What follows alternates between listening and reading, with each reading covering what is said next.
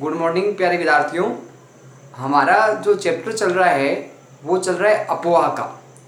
अपवाह के अंतर्गत हम प्रमुख रूप से अध्ययन करेंगे भारत की जो नदियां हैं उनके बारे में प्रमुखतः विस्तार से चर्चा करेंगे। इसके साथ साथ ही आज का जो अपने महत्वपूर्ण बिंदु है वो कुछ नदियों के जो उनके उद्गम स्थल है और उद्गम स्थल के साथ साथ उनके प्रवाह क्षेत्र कौन कौन से हैं और प्रवाह क्षेत्र के साथ साथ उनकी सहायक नदियां कौन कौन सी हैं, इसके बारे में विस्तार से चर्चा करेंगे। इसके साथ ही हम चर्चा करेंगे कि जो गंगा नदी है वो प्रदूषित होती जा रही है, दूषित होती जा रही है, तो उसको संरक्षण के लिए और उसकी साफ सफाई की व्यवस्था को ध्यान में रखते हुए उसके प्रदूषण को कम करने या समाप्त करने के उद्देश्य से सरकार ने योजनाएं बनाई है, योजना का निर्माण किया है जिसके तहत उसको स्वच्छ और शुद्ध किया जा सके। और गंगा नदी का जो अपने देश में स्थान है वो बहुत ही पवित्र है, वो गंगा को माना गया है और पवित्र होने के कारण क्या है, सरकार प्रयास कर रही है कि इस नदी को शुद्ध व स्वच्छ किया जा सके ताकि इसका जो महत्व है, इसकी जो प्रसिद्धि है, हमारी जो ये प्रमुख संस्कृति रही है गंगा से संबंधित, इसको कुछ धूमिल होने से बचाया जा सके, इसको सुरक्षित किया जा सके। तो आज हम कुछ नदियों के जो उद्गम स्थल है और उनके प्रवाह क्षेत्र है उनके बारे में चर्चा करेंगे और साथ में जो गंगा नदी है उससे संबंधित जो सरकार ने योजना बनाई है उससे संबंधित हम प्रमुख बिंदु पर चर्चा करेंगे। तो सबसे पहले बात आती है कि जो चंबल नदी है, अपनी चंबल नदी है, उसका उद्गम स्थल कौन सा है और उद्गम स्थल कहाँ पे कौन से राज्य से संबंधित है। तो बात करेंगे हम चंबल नदी की। सबसे पहले बात की है कि चंबल नदी है उसका उद्गम स्थल है वो कौन से पहाड़ियों से होता है। तो ध्यान रखना कि जो जानापाव की पहाड़ियां हैं, कौन सी पहाड़ियां, जो जानापाव की पहाड़ियां हैं वहां से चंबल नदी का उद्गम स्थल यानी चंबल नदी का वहां से उद्गम यानी निकलना बताया गया, वहां से चंबल नदी है वो प्रारंभ होती है। अब बात आती है कि जानापाव की जो पहाड़ियां हैं ये भारत के कौन से राज्य में है। तो ध्यान रखना मध्य प्रदेश में जो जानापाव की पहाड़ियां हैं वहां से गंगा नदी का उद्गम स्थल है वो प्रमुखतः बताया गया है। बात आती है कि चंबल नदी है इसका राजस्थान में प्रमुख रूप से कौन कौन से जो जिले हैं उनमें प्रमुख रूप से इनका प्रवाह रहता है, यानी यहाँ से बहती हुई गुजरती है। तो प्रमुख रूप से जो राजस्थान में इसके प्रवाह के जिले हैं वो हैं चित्तौड़गढ़, कोटा, बूंदी, सवाई माधोपुर, करौली, धौलपुर। प्रमुख रूप से जो चंबल नदी है राजस्थान के इन जिलों में प्रमुख रूप से बहती है। अब बात आती है कि जो ये चंबल नदी है इसका जो विस्तार है, इसका जो फैलाव है, ये प्रमुख रूप से किन किन देशों में बहती है या प्रमुख रूप से भारत के किन किन राज्यों में बहती है, इसके बारे में हम विस्तार से चर्चा करेंगे। सबसे पहले बात आती है कि गंगा नदी का भारत में जो अपवाह है उसके प्रमुख राज्य कौन कौन से हैं। तो ध्यान रखना कि मध्य प्रदेश, राजस्थान, उत्तर प्रदेश। गंगा नदी है ये भारत में 3 जो राज्य हैं उनमें बहती है। कौन कौन से राज्यों में? मध्य प्रदेश, राजस्थान और उत्तर प्रदेश। क्वेश्चन ये बनता है कि चंबल नदी का जो विस्तार है भारत के कौन कौन से राज्यों में है। तो ध्यान रखना चंबल का जो विस्तार है मध्य प्रदेश, राजस्थान और उत्तर प्रदेश, इन 3 राज्यों में चंबल नदी का विस्तार बताया गया है।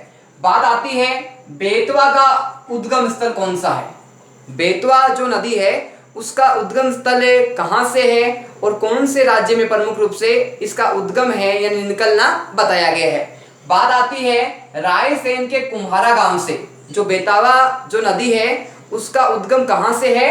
जो रायसेन का कुम्हारा गांव है वहां से बेतवा नदी का उद्गम स्थान बताया गया है। अब बात आती है कि रायसेन का जो कुम्हारा गांव है ये कौन से राज्य में है। तो ध्यान रखना मध्य प्रदेश में रायसेन का कुम्हारा गांव बताया गया है और यहाँ से बेतवा नदी है उसका उद्गम स्थल प्रमुख रूप से होता है।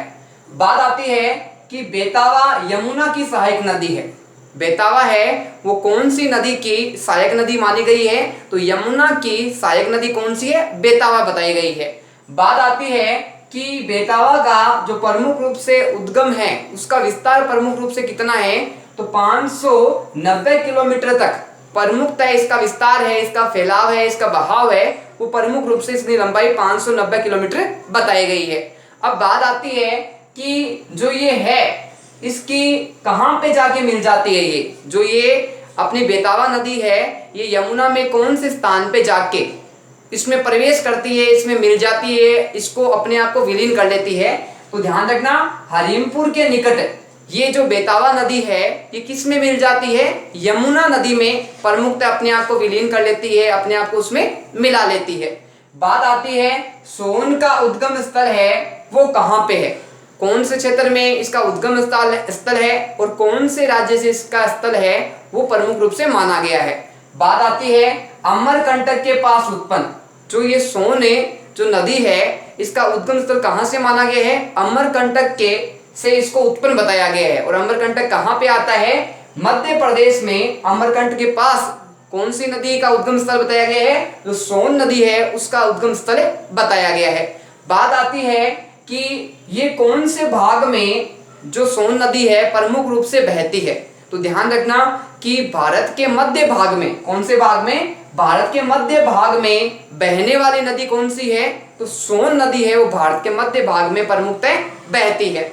बात आती है इसे सोनभद्र शिला के नाम से भी जाना जाता है। जो सोन नदी है इसको अन्य किस नाम से जाना जाता है? तो ध्यान रखना, इसको सोनभद्र शिला के नाम से भी किस नदी को जाना गया है? सोन नदी को जाना गया है। बात आती है कि इसकी लंबाई है वो कितने किलोमीटर तक है? सोन है उसकी प्रमुख रूप से लंबाई कितने किलोमीटर है? तो ध्यान रखना 784 किलोमीटर तक इसकी लंबाई है, इसका फैलाव है, इसका विस्तार है, प्रमुख रूप से बताया गया है। बात आती है गंगा पूर्व दिशा में बहती है।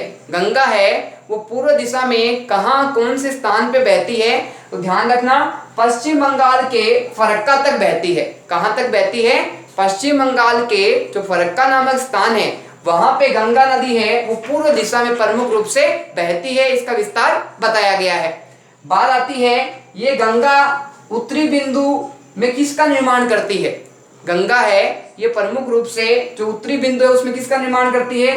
डेल्टा का सबसे उत्तरी बिंदु बताया गया है। इसको क्या बताया गया है? डेल्टा का सबसे उत्तरी बिंदु है वो इसको प्रमुख रूप से बताया गया है।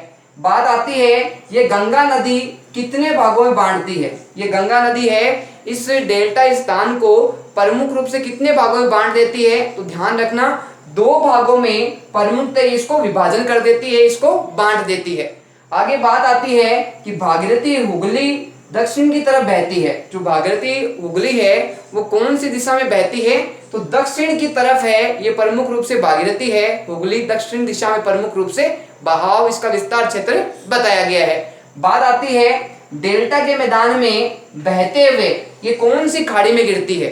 डेल्टा का जो मैदान है वहां पे बहती हुई, ये अपवाह करती हुई कौन सी खाड़ी में जाके गिर जाती है? तो ध्यान रखना कि बंगाल की खाड़ी में जाके ये क्या है, अपने आप को विलीन कर लेती है, अपने आप को प्रमुखतः समाप्त कर लेती है।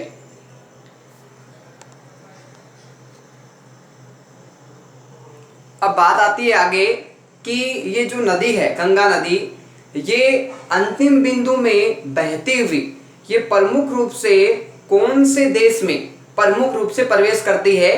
तो ध्यान रखना कि ये मुख्य धारा की ओर बहती हुई कहाँ पे प्रवेश करती है, कौन से देश में प्रवेश करती है?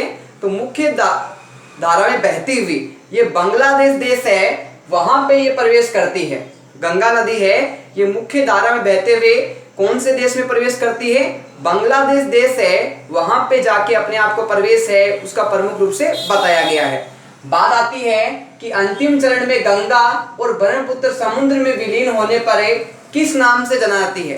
गंगा और जो ब्रह्मपुत्र है ये अंतिम छोर पे जब अपने आप को समुद्र में विलीन कर लेती है तो वहां पे विलीन होने के बाद में इसको प्रमुख रूप से गंगा और ब्रह्मपुत्र को प्रमुख रूप से किस नाम से जाना जाता है समुद्र में विलीन करने के बाद में? तो ध्यान रखना बाद में इसको मेघना के नाम से जाना जाता है।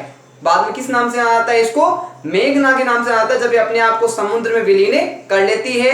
गंगा और ब्रह्मपुत्र नदी है वो। बात आती है कि गंगा व ब्रह्मपुत्र के जल वाली ये वृहद नदी मिल जाती है। गंगा और ब्रह्मपुत्र वाले जल की ये जो वृहद नदी है ये कहाँ जाके मिल जाती है? ये बंगाल की खाड़ी में मिल जाती है। कहाँ पे मिल जाती है? गंगा और ब्रह्मपुत्र की ये जो वृहद नदी है विशाल नदी है, विशाल इसका जल क्षेत्र है, ये प्रमुख रूप से कहाँ पे अपने आप को विलीन कर लेता है, कहाँ पे इसका अस्तित्व है, वो प्रमुख रूप से बंगाल की खाड़ी में प्रमुख रूप से मिल जाता है। कहाँ पे मिल जाता है? बंगाल की खाड़ी में। बात आती है नदियों द्वारा बनाए गए डेल्टा प्रमुख रूप से किस नाम से जाने जाते हैं? गंगा द्वारा जो ये नदियों द्वारा जो बनाए गए ये डेल्टा है, ये प्रमुख रूप से किस नाम से प्रमुख रूप से प्रसिद्ध रहे हैं? तो ध्यान रखना, सुंदरवन डेल्टा के नाम से। नदियों द्वारा जो ये बनाए गए डेल्टा है ये किस नाम से प्रसिद्ध रहे हैं? सुंदरवन डेल्टा के नाम से इनको प्रमुख रूप से जाना जाता है। अब बात आती है कि सुंदरवन डेल्टा है, ये इसका नाम किस चीज से पड़ा है? किस नाम के कारण क्या है कि इसको सुंदरवन डेल्टा के नाम से प्रमुखतः जाना जाता है? तो बात आती है कि सुंदरी डेल्टा का नाम कहां से लिया गया? सुंदरी डेल्टा है, इसका नाम है वो कहां से लिया गया है, कहां से इस नाम को ग्रहण किया गया है? तो ध्यान रखना, इसको सुंदरी पादप है, सुंदरी नाम का जो पादप है वहां से इसका नाम है वो क्या लिया गया है? सुंदरवन डेल्टा नाम प्रमुखतः लिया गया है। ये एक पादप का नाम है और पादप का नाम होने कारण वहां से इसको ग्रहण किया गया है, जिसके कारण इसको सुंदरी वन डेल्टा के नाम से जाना जाता है। अब बात आती है कि विश्व का सबसे बड़ा व तेजी से वृद्धि करने वाला डेल्टा कौन सा है? दुनिया का सबसे बड़ा व तेजी से जो वृद्धि करने वाला जो डेल्टा है वो कौन सा डेल्टा है? तो ध्यान रखना कि सुंदरवन डेल्टा है, ये विश्व का सबसे बड़ा डेल्टा है और ये अपने आप में तेजी से वृद्धि करता है, तेजी में विकास करता है। और ये कौन सा डेल्टा बताया गया है? सुंदरवन डेल्टा बताया गया है, जिसका नाम किसके नाम पे पड़ा है? सुंदरी जो पादप है उसके नाम पे सुंदरवन डेल्टा इसका नाम है पड़ा है। अब बात आती है, यहाँ रॉयल बंगाल टाइगर भी पाए जाते हैं। यहाँ प्रमुख रूप से क्या पाए जाते हैं? जो रॉयल बंगाल जो टाइगर है वो प्रमुख रूप से इन क्षेत्रों में इनको प्रमुख रूप से देखने को मिलते हैं। अब बात आती है आगे कि जो नमामि गंगे परियोजना है वो कब प्रारंभ की गई? तो सबसे पहले बात हम करते हैं कि नमामि गंगे परियोजना है ये प्रमुख रूप से कब प्रारंभ की गई और ये कौन सी नदी से प्रमुखतः संबंधित है? कौन सी नदी से इसका जुड़ाव है और किस उद्देश्य को तहत ये जो नमामि गंगे परियोजना है प्रारंभ की गई, इसके बारे में विस्तार से चर्चा करेंगे। सबसे पहले बात आती है कि जो नमामि गंगे परियोजना है ये प्रमुख रूप से कब प्रारंभ की गई? तो ध्यान रखना कि 2014 में, कौन से सन में? 2014 में नमामि गंगे परियोजना है ये प्रारंभ की गई। अब बात आता है इसका संबंध प्रमुख रूप से किस नदी से है? तो इस नाम से स्पष्ट होता है कि गंगा, नमामि गंगे यानी गंगा जो नदी है इसके जो सुरक्षा से संबंधित है, इस योजना को प्रारंभ किया गया है। बात आती है ये एकीकृत संरक्षण मिशन है, यानी ये एक संरक्षण मिशन है जिसके तहत गंगा जो दूषित होती जा रही है, जो अपवित्र होती जा रही है, इसमें विभिन्न प्रकार की गंदगियां हैं वो प्रवेश कर रही है, विभिन्न प्रकार से इसको प्रदूषित करने का प्रयास किया जा रहा है। तो इन दृष्टियों को ध्यान में रखते हुए ये जो कार्यक्रम है नमामि गंगे परियोजना ये प्रारंभ किया गया और 2014 में इसको प्रारंभ किया गया था।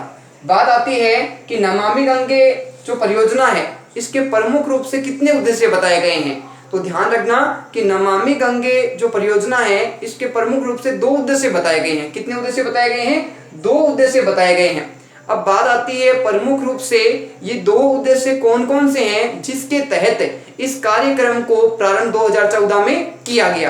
तो सबसे पहले इसमें बात आती है कि प्रदूषण के प्रभाव को कम करना। गंगा है जो प्रदूषित होती जा रही है, जैसे विभिन्न प्रकार की जो औद्योगिक इकाइयों से, कारखानों से जो विभिन्न प्रकार के गैसीय पदार्थ निकल रहे हैं, प्रदूषित पदार्थ निकल रहे हैं जो क्या है गंगा में प्रवेश कर जाते हैं, जिस कारण गंगा दूषित हो जाती है। तो इसके प्रदूषण को सबसे पहला काम किया गया है कि इस प्रदूषण को कम किया जाए। जो इसमें गंदगी फैलती जा रही है, जो इसमें विषैले पदार्थ फैलते जा रहे हैं, जो इसमें विभिन्न प्रकार के अपशिष्ट फैलते जा रहे हैं, उन अपशिष्टों को, उन रासायनिक पदार्थों को इसमें प्रवेश से रोकना। तो सबसे पहले बात है प्रदूषण के प्रभाव को इसमें कम करना है। दूसरी बात आती है संरक्षण और कायाकल्प को पूरा करना। इसका जो संरक्षण है यानी इसको बचाने के लिए प्रयास भी क्या है इस योजना के तहत किए गए हैं। और कायाकल्प यानी जहां जहां जिन जिन क्षेत्रों में जो गंगा नदी है जो प्रदूषित हो गई है वहां पे इस प्रदूषण को कम करना और वहां पे इस पानी को साफ करने के लिए विभिन्न प्रकार की जो आवश्यकताएं हैं, विभिन्न प्रकार के जो अपने पदार्थ हैं उनका यूज करते हुए जहां से गंदगी इन क्षेत्रों में प्रवेश करती है गंगा में, उन क्षेत्रों में प्रमुख रूप से क्या है कि विभिन्न प्रकार की पाबंदियां लगाई जाए और अधिक से अधिक लोगों को जागरूक किया जाए, गंगा नदी को प्रदूषित नहीं किया जाए। बात आती है आगे कि ये जो नमामि गंगा योजना है ये प्रमुख रूप से किसकी प्रमुख रूप से परियोजना है, तो ध्यान रखना कि केंद्र सरकार की प्रमुख परियोजना है। क्वेश्चन ये बन सकता है कि नमामि गंगे परियोजना ये कब प्रारंभ की गई और किसकी परियोजना है ये, तो ध्यान रखना 2014 में प्रारंभ की गई थी और ये केंद्र सरकार की परियोजना है जिसके तहत गंगा को क्या है कि प्रदूषित होने से बचाने जाने का प्रयास किया जा रहा है और गंगा का संरक्षण है और उसके जो विभिन्न प्रकार से विभिन्न क्षेत्रों में ये जो प्रदूषित हो चुकी है, दूषित हो चुकी है, उसके जो प्रदूषित क्षेत्र को पूर्ण रूप से सही करना है, शुद्ध करना है।